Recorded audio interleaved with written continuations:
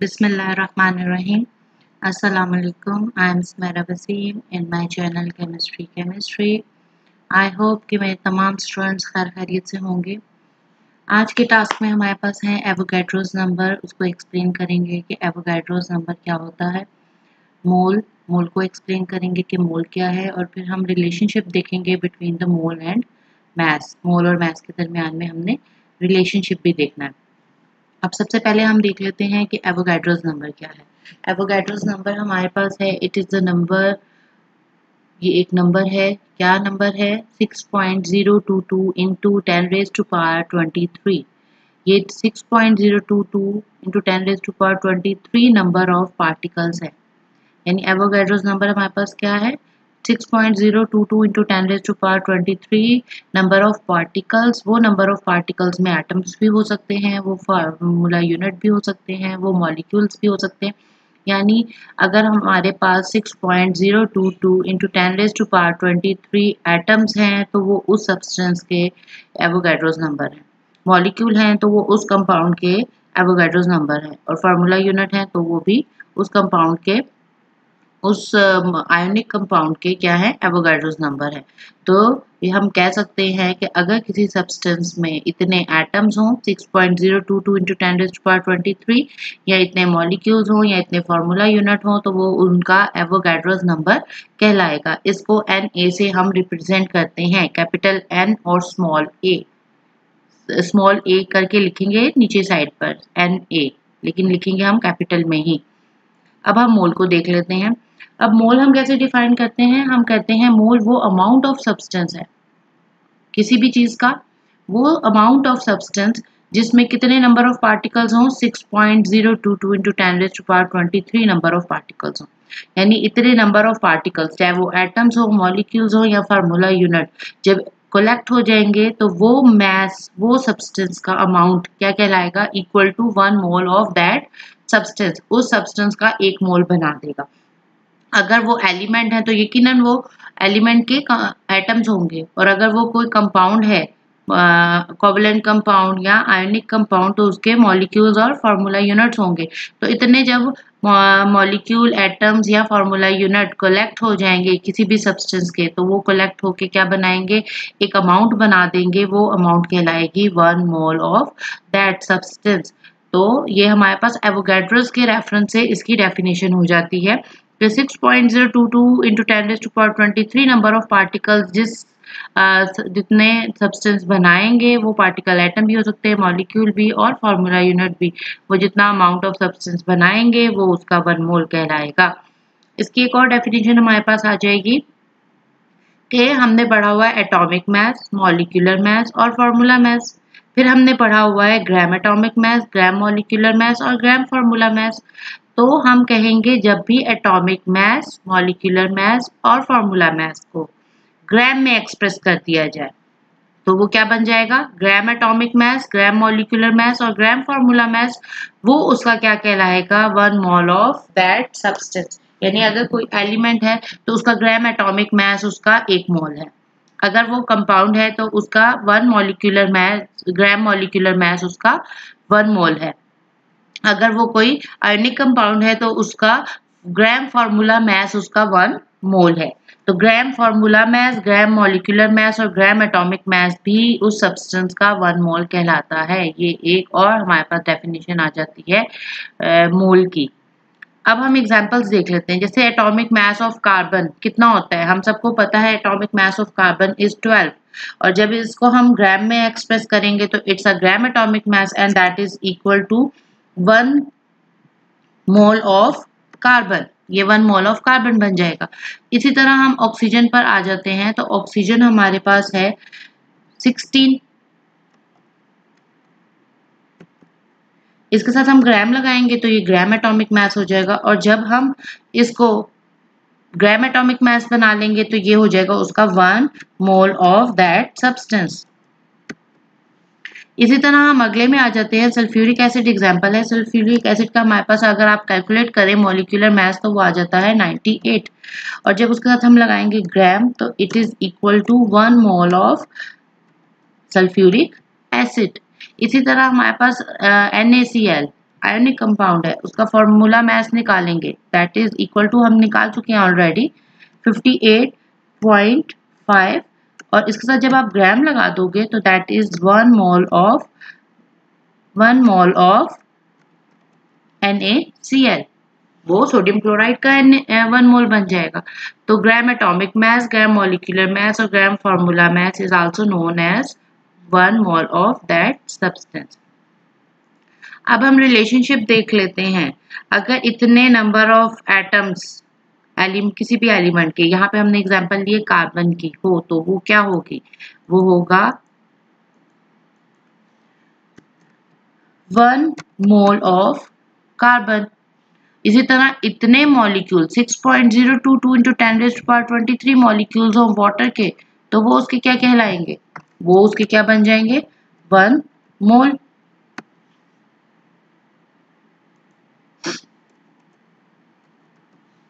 इसी तरह हमारे पास 6.022 इंटू 10⁻23 फॉर्मूला यूनिट हो जाएंगे, तो वो सोडियम क्लोराइड की क्या बन जाएगा, 1 मोल। तो दैट इज, यानी ये दोनों डेफिनेशंस हो गई। यहाँ पर हमने देख ली definition gram atomic mass, gram molecular mass, gram formula mass के रेफरेंस से, कि जब भी एटॉमिक मास, मॉलिक्यूलर मास और फार्मूला मास को ग्राम में एक्सप्रेस कर दिया जाए तो वो उसका मोल बन जाता है। इसी तरह हमने एवोगाड्रोस नंबर के हवाले से देख ली डेफिनेशन कि 6.022 इंटू 10⁻23 एटम्स, मॉलिक्यूल्स या फार्मूला यूनिट ऑफ किसी भी सब्सटेंस के होंगे तो वो उसका 1 मोल कहलाएगा। अब ये हम देख लेते हैं relationship between the mole and the mass, यानी हम मोल को मास में भी कन्वर्ट कर सकते हैं और मास को मोल में भी कन्वर्ट कर सकते हैं। इसके लिए हमारे पास फॉर्मूला आ जाएगा कि हमारे पास number of moles is equal to, यानी आप number of moles find out कर सकते हैं कि अगर आपको उस सब्सटेंस का गिवन मास दिया गया हो, वो 1 ग्राम भी हो सकता है, 2, 3, 4, 5, 6, जितना मर्जी जो अमाउंट आपको दी गई है वो सब्सटेंस का नोन मास ऑफ सब्सटेंस कहलाएगा, यानी गिवन मास जो आपको दिया जाएगा उस सब्सटेंस का। और मोलर मास तो जाहिर सी बात है आप उसके फॉर्मूला की मदद से निकालोगे, एलिमेंट है तो उसका आ जाएगा आपके पास एटॉमिक मास, अगर वो कोई कंपाउंड है तो उसका मॉलिक्यूलर मास या फॉर्मूला मास आ जाएगा। तो यही पुट करेंगे आप तो नंबर ऑफ मोल्स निकल आएंगे। अगर आप कोई एग्जांपल्स देखना चाहते हैं तो हम इसकी एग्जांपल देख लेते हैं। सपोज हमारे पास, हमने नंबर ऑफ मोल्स कैलकुलेट करने हैं वाटर के, कर लेते हैं हम नंबर ऑफ मोल्स कैलकुलेट। अब हमारा गिवन मास जो वाटर का दिया गया है, जो नॉन मास हमें दिया गया है, that is non mass of water is 6 ग्राम। अब वो कह रहे हैं, ये हमें बस वैल्यू दे दी गई है कि नॉन मास ऑफ वाटर है 6 ग्राम। अब आपने क्या करना है, इसको नंबर ऑफ मोल्स में कन्वर्ट करना है। आप कैसे करोगे, फॉर्मूला में तो आपको 3 वैल्यूज हैं, 1 कैलकुलेट करनी है, 2 आपको पता होनी चाहिए। तो दूसरी वैल्यू आप कहाँ से निकालोगे, molar mass of a substance आप पुट करोगे, क्योंकि आपको इसके लिए क्या होना चाहिए, आपके पास फॉर्मूला होना चाहिए H2O। आपको पता है ये इसका फॉर्मूला है, तो आप इसमें जब वैल्यूज पुट कर दोगे, हाइड्रोजन का 1 एटम, हाइड्रोजन के 2 एटम लेकिन उसका एटॉमिक मास है 1, तो multiply by 2 is equal to 2, 16 1 16, तो ये टोटल मिला के आपके पास 18 हो जाएगा आपके पास मोलर मास, और उसके साथ यकीनन यूनिट किसका लगेगा, ग्राम। तो ये हो गया आपके पास वाटर का मोलर मास। वाटर का मोलर मास सेम वैसे ही कैलकुलेट करेंगे जैसे मॉलिक्यूलर मास कैलकुलेट करना सिखाया है आपको फर्स्ट शुरू के लेक्चर्स में, वहां से आप इसको सीखें। मेरे पहले वाले लेक्चर्स में आप देखें, मैंने बताया किस तरह से हमने मॉलिक्यूलर मास, फार्मूला मास और एटॉमिक मास तो ऑलरेडी हमें पता होता है, तो उसको कैसे कैलकुलेट करते हैं हम फार्मूला मास और मॉलिक्यूलर मास को, उसकी मदद से आप इसे निकाल सकते हो। ये होगा आपके पास 18। अब आपके पास दोनों वैल्यूज है, नॉन मास की भी और मोलर मास की भी। तो यकीन आपके पास क्या हो गया, मोलर मास आपके पास हो गया वाटर, वह हो गया 18 और वो हो गया 16। आप इसमें वैल्यूज पुट करेंगे यहाँ पर, तो आपके पास वैल्यूज आ जाएगी non mass of substance is 6 ग्राम, और यहाँ पर आपके पास आ जाएगी molar mass of the substance is 18 ग्राम। और जब आप इसको डिवाइड करोगे तो आपके पास आंसर आ जाएगा, आंसर आपके पास होगा 6 1 6 एंड 6 ये हो जाएगा 0.33 0.33 आपका आंसर आ जाएगा। इसको हम नीचे लिखते हैं ताकि आपको इसमें मसला ना हो।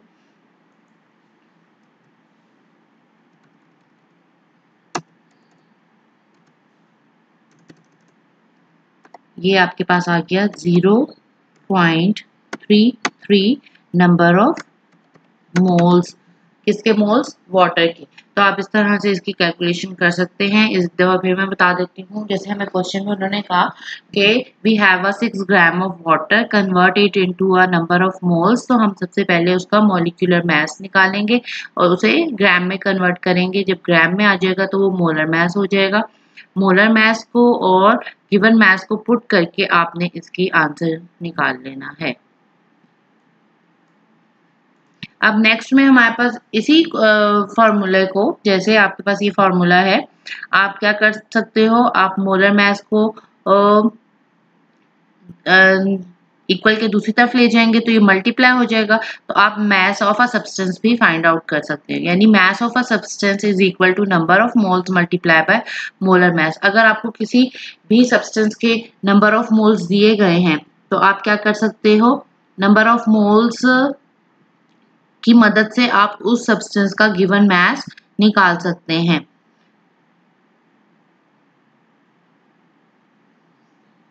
सर फर्स्ट कर लेते हैं, हमारे पास नंबर ऑफ मोल्स है 2.5 ऑफ, हम एक क्वेश्चन बनाते हैं कि हमारे पास नंबर ऑफ मोल्स हैं 2.5 मोल्स ऑफ NaCl। अब आपने इसे क्या करना है, NaCl 2.5 नंबर ऑफ मोल्स दिए गए हैं, कन्वर्ट करना है, यानी आपने निकालना है, क्या चीज निकालना है, आपने मास ऑफ सब्सटेंस को निकालना है, आपने इसे फाइंड आउट करना है।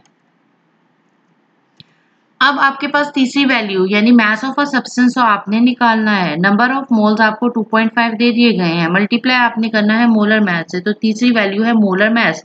Molar mass same molecular mass की तरह ही निकलेगा। इसका फॉर्मूला हमारे पास NaCl का इसका फॉर्मूला है, ये फॉर्मूला यूनिट है, इसका हमारे पास निकलेगा मोलर मास किस तरह से कि आप इसका फॉर्मूला मास निकालोगे, फॉर्मूला मास के साथ आप ग्राम लगा दोगे तो that is the molar mass of NaCl। तो NaCl का बनेगा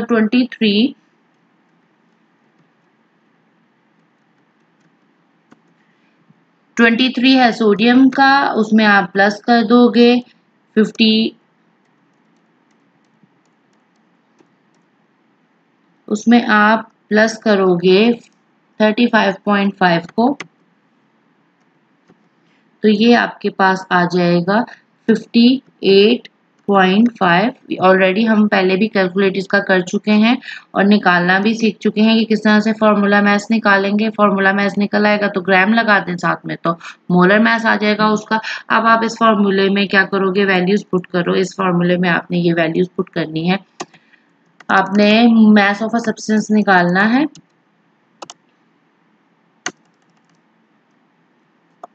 नंबर ऑफ मोल्स आपके पास दे दिए गए हैं, दैट इज 2.5। इसको आपने मल्टीप्लाई करना है मोलर मास से, दैट इज 58.5। अब आप इसको मल्टीप्लाई कर दो, मल्टीप्लाई करेंगे तो आपके पास ये हो जाएगा। तो हम कैलकुलेट करके देख लेते हैं कि हमारे पास क्या आंसर आएगा।